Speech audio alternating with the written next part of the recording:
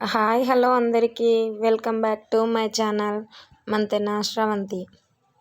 ఈరోజు మనం vegetable rice ఎలా చేయాలో చూద్దాం. దానికోసం ముందుగా మనం ఒక బౌల్ని తీసుకొని దానిలో 3 స్పూన్స్ ఆయిల్ వేసుకొని ఆయిల్ని వేడి చేసుకోవాలి. ఆయిల్ వేడైన తర్వాత మసాలా దినుసులు వేసుకోవాలి. ముందుగా కట్ చేసి పెట్టుకున్న పెద్ద సైజు ఆనియన్ని 4 పచ్చిమిర్చిని వేసుకొని కలుపుతూ వేయించాలి.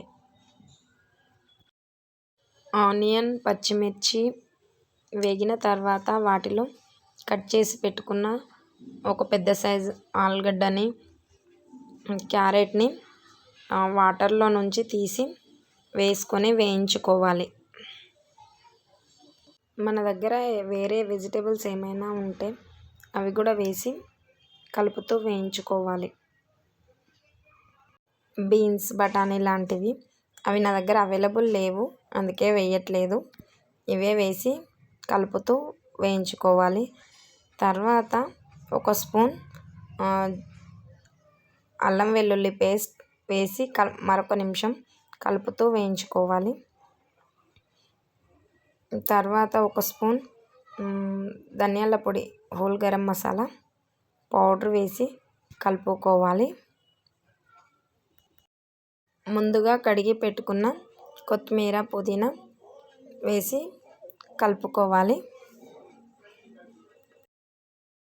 నేను 2.5 గ్లాస్ రైస్ తీసుకున్నాను. 2.5 గ్లాస్ రైస్కి 3.5 గ్లాస్ వాటర్ పోసుకొని వాటర్ని మరిగించుకుంటున్నాను. వాటర్ పోసుకున్న తర్వాత 2 స్పూన్స్ సాల్ట్ వేసుకొని మూత పెట్టుకోవాలి.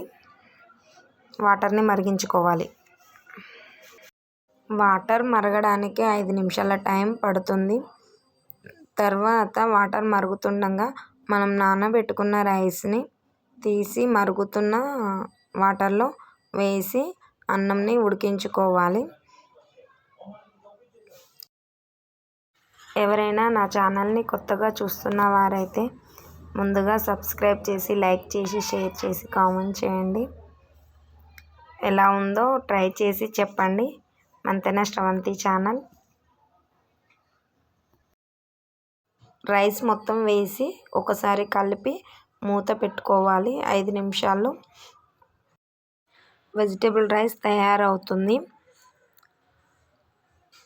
ఒకసారి మూత తీసి దాని మీద మనం కొంచెం నెయ్యి వేసుకొని ఒక 2 నిమిషాలు దమ్ పెట్టుకోవాలి.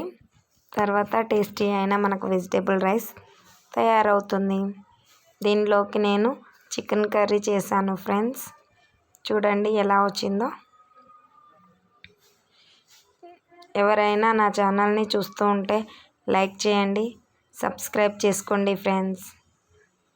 చూడండి ఎలా పొడి పొడి ఆడుతూ అన్నం రెడీ అయిందో. చాలా బాగుంటుంది. ఈరోజు సండే కాబట్టి vegetable rice and chicken curry చాలా బాగా కుదిరింది. చాలా టేస్టీగా ఉంది. చూడండి. నా ఛానల్ని సబ్స్క్రైబ్ చేసుకోండి friends. Manthena Sravanthi channel. Okay అండి, బాయ్.